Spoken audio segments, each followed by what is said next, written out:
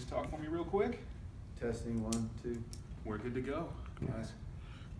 Coach, it seemed like Idaho's troubles started and were kind of founded on the fact that you had a hard time keeping anything blocked. Are you getting guys back for next week, or? I'm hoping so. You know, it was hard when, you know, I went back and honestly I went back last night before I went home and watched the Eastern game just to refresh the things we did well, and you see Jeff making all kinds of really big plays. You see Mason taking off and running. You see Andre Carter breaking tackle after tackle. Connor Verba doing a really good job up front blocking, and really that group of things didn't happen.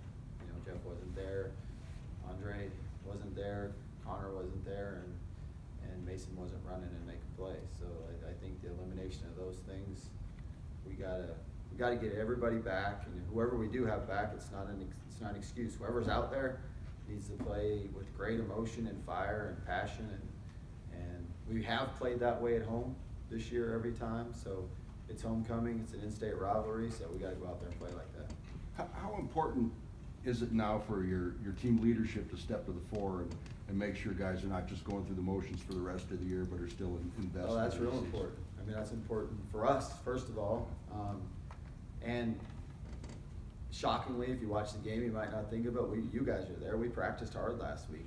We had good practices. We had emotion and passion at practice, and we just, it's too bad the first quarter we kind of did what we've done all year. We had the ball 21 plays. I think they had it 8 or 9. We drove down the field 2 different drives, got all the way down there.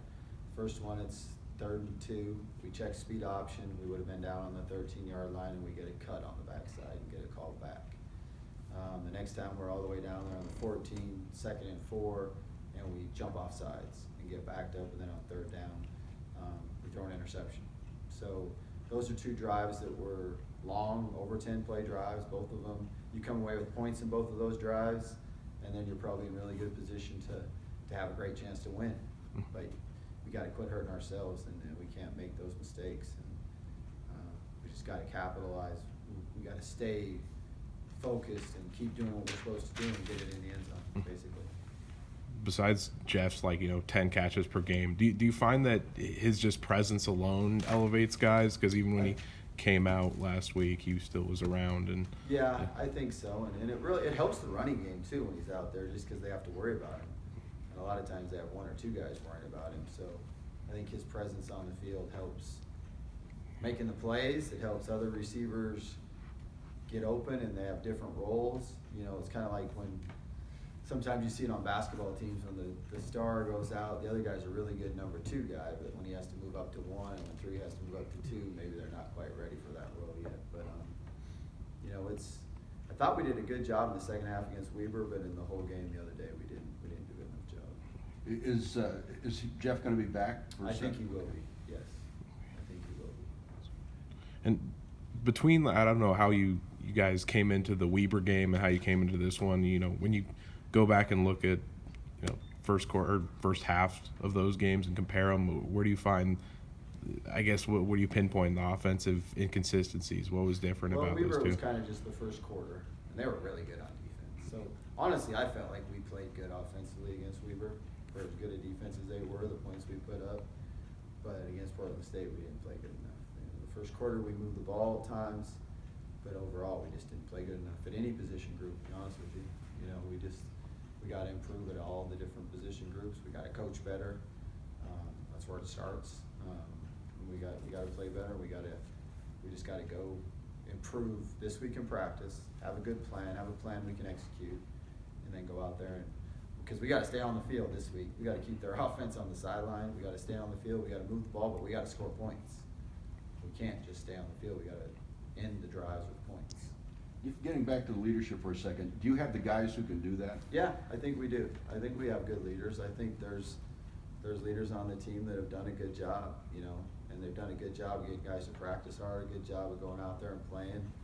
And then just, you know, a lot of times it's at key moments of the game, you got to be at your best when your best is needed and make the play to get us the lead, or make the play to tie the game up, or make the play to keep it close. But I do believe we have the players to do that. And certainly, you know, the guys are looking at you this week. So how are you framing the narrative this week? How are you getting people focused for Idaho This week it's homecoming.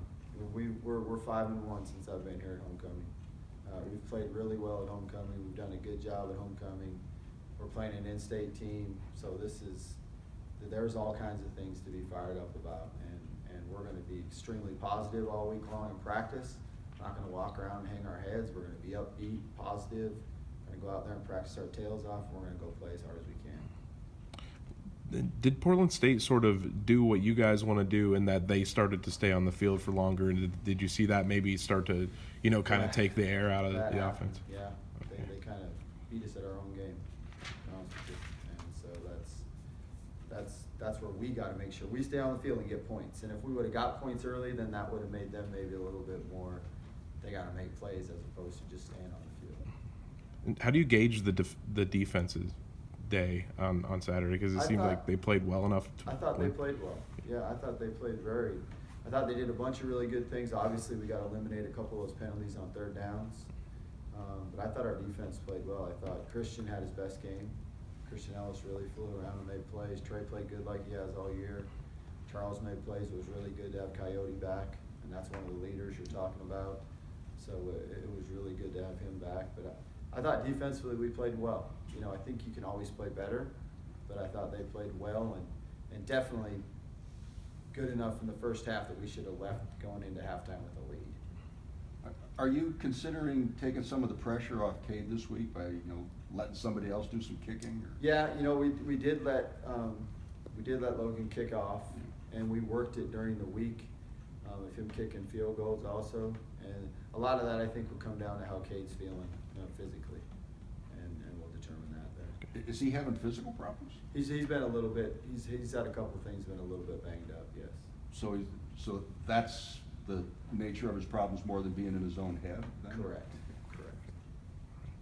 And the quarterback change, just I guess, why was it so early in the game? Just nothing working? Should have been earlier, honestly. You know, I think he took a beating against Weber State. He took a lot of big hits, and then that third play of the game when he got that late hit on him, I probably should have made the change right then because he just really wasn't himself. He wasn't reacting quick enough. He wasn't. So if I had it all over again, it would have happened a lot earlier. Which begs the question: what are you going to do this week for quarterback? We'll play it by ear. You know, I think it'll be day by day, and then we'll make the decision what's best for the team and who's going to give us the best chance to win. The plan is to sort of, you know, stick with Colton probably redshirting, or hopefully if you can swing that. Yeah, but right now we're worried about this week. The plan this week is to go win this game, and that's we're not looking past this week right now. And then we have a bye, and then we can worry about all that stuff. And Idaho State is the same kind of, you know, offensively explosive team that remember. Yeah, they got those good receivers. You know, Dean's super fast. You know, Mitch, that's brother, was the quarterback's a big physical guy. 80's another big physical guy. Flanagan's a real good running back. Their quarterback's been playing good. You got to get pressure on him. I think as the game went on, Montana put some pressure on him and affected him a little bit. But if you don't put pressure on him, he's going to play really well. They got an experienced O-line, so they're a very experienced offense that does a good job. So it would be a huge test for our defense. We got to come out and play great. Do you have the personnel to put pressure on him out of your base, or are you going to have to do some exotic scheming to get pressure? I think it'll be a little bit of both. I think at times we do out of our base, yes. And I think sometimes we got to come up with different ways to get after them also. With Fennessy's teams, is there some kind of prevailing trait you see with Idaho State under Rob Fennessy? They've played good offense. You know, they've done a good job. I can't really say Idaho State throughout the years because I haven't watched them since I was here as an assistant. But they've done a good job on offense. They're well coached. They play well. They put a lot of points on the board. So they've done a nice job. In that Montana game, did you see anything particularly that, well, you're probably not going to tell me, that you can exploit against those guys or not? They did a good job of, even though they gave up points early, they were really physical and they put some hits on that quarterback. And that's how you could probably watch any game, and whatever team hits the quarterback the most early is probably the team that's going to win.